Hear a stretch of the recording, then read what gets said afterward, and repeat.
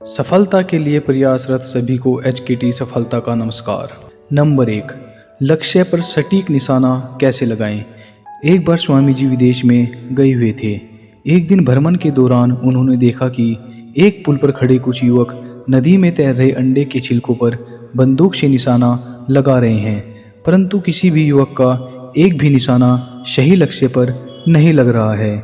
यह देखकर स्वामी जी ने एक युवक से बंदूक मांगी और खुद अंडे के छिलकों पर निशाना लगाने लगे। उन्होंने पहला निशाना लगाया जो कि बिल्कुल सही लगा। फिर उसके बाद उन्होंने लगभग 10 निशाने लगाए जो सभी लक्ष्य पर बिल्कुल सटीक लगे। यह देखकर युवक अचंभित रह गए और उन्होंने स्वामी जी से पूछा कि आप भला यह कैसे कर सकते हैं, या आप यह कैसे कर लेते हैं? आपके सारे निशाने बिल्कुल सटीक लक्ष्य पर कैसे लगे? इस पर स्वामी जी बोले, जीवन में असंभव कुछ भी नहीं है। तुम जो भी कर रहे हो अपना पूरा दिमाग उस समय उसी एक काम में लगा दो। अगर तुम किसी चीज पर निशाना लगा रहे हो तो तुम्हारा पूरा ध्यान सिर्फ अपने लक्ष्य पर होना चाहिए, तब तुम अपने लक्ष्य से कभी नहीं चूकोगे।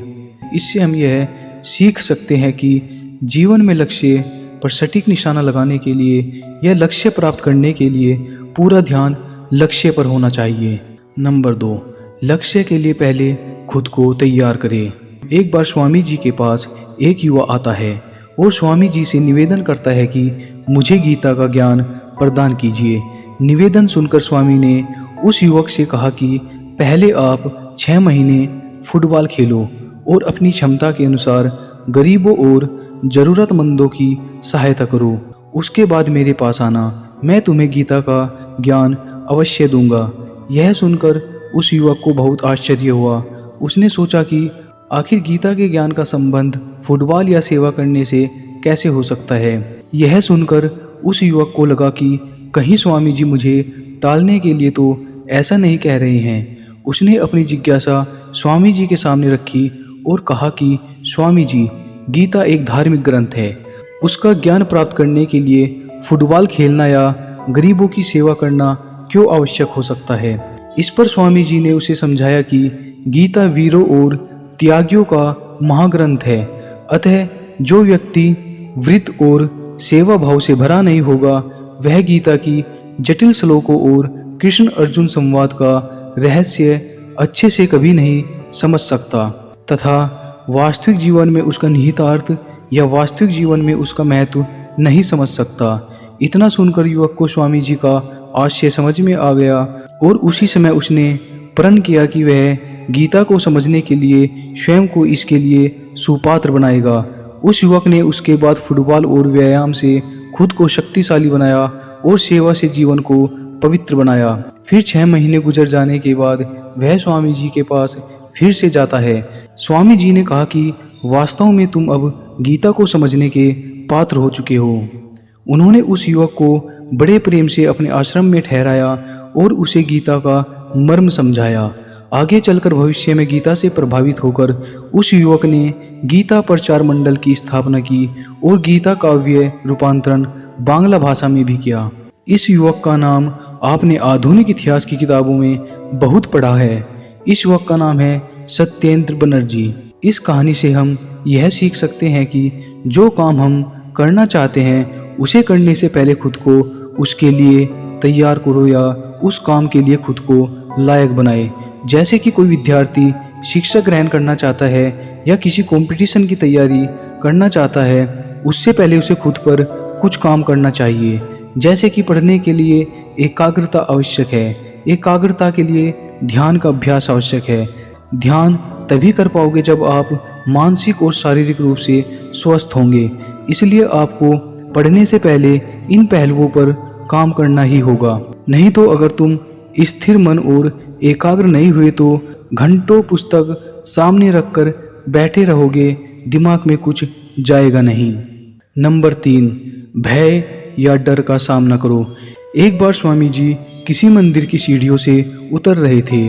उस दौरान स्वामी जी के हाथों में मंदिर से मिला प्रसाद भी था। यह देखकर वहां पर मौजूद कुछ बंदर स्वामी जी के पीछे भागने लगे।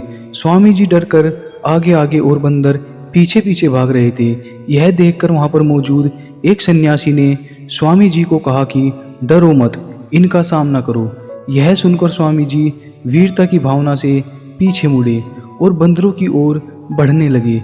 यह देखकर बंदर उनसे डरकर पीछे हटने लगे।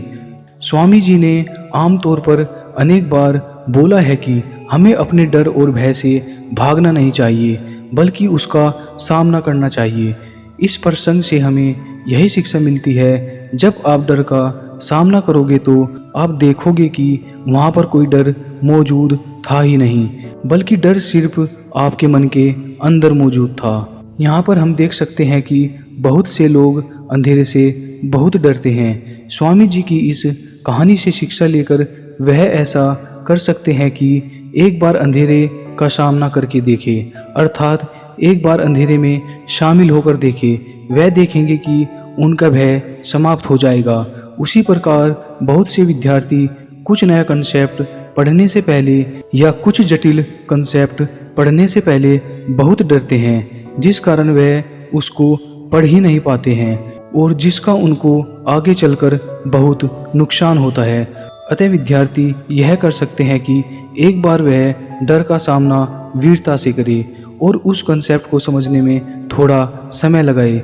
देखोगे जैसे जैसे समय बिताते जाएंगे, अगर कंसेप्ट एक बार में समझ में नहीं आता तो दो बार में समझ में नहीं आता तो तीन बार में समझ में नहीं आता तो चार बार में समझ आ जाएगा, या बार बार प्रयास करने से समझ आ ही जाएगा।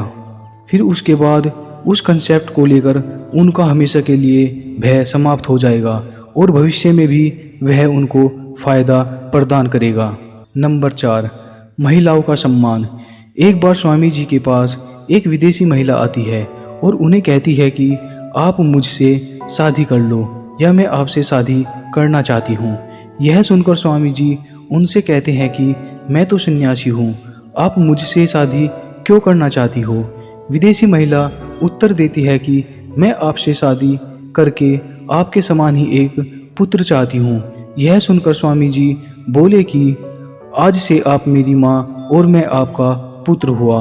आपको बिना शादी करे ही मेरे जैसा पुत्र मिल गया। यह सुनकर विदेशी महिला को अपनी गलती का एहसास होता है कि उन्होंने एक सन्यासी को क्या बोला है, और वह स्वामी जी के चरणों में गिर जाती है। स्वामी जी कहते थे कि एक सच्चा पुरुष वह है जो हर महिला के लिए अपने अंदर मातृत्व की भावना को जगाए और महिलाओं का सम्मान करे। आप देख सकते हैं कि स्वामी जी जटिल प्रश्नों का भी कितनी सहजता और सजगता से बिना किसी उत्तेजना के एक सटीक उत्तर देते थे।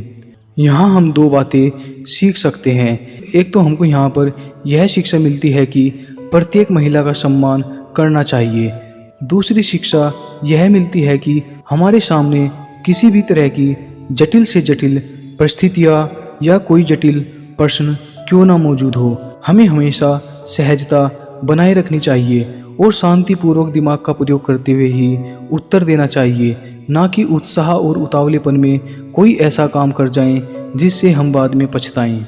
नंबर 5, मन वचन कर्म से किसी का बुरा नहीं करेंगे। स्वामी जी जब शिकागो यात्रा पर जा रहे थे तो वह इसकी आज्ञा का आशीर्वाद लेने के लिए अपनी गुरु माता के पास जाते हैं। उन्होंने गुरु माता से कहा कि मैं शिकागो जा रहा हूँ, आपका आशीर्वाद चाहिए। इस पर गुरु माता ने कोई उत्तर नहीं दिया।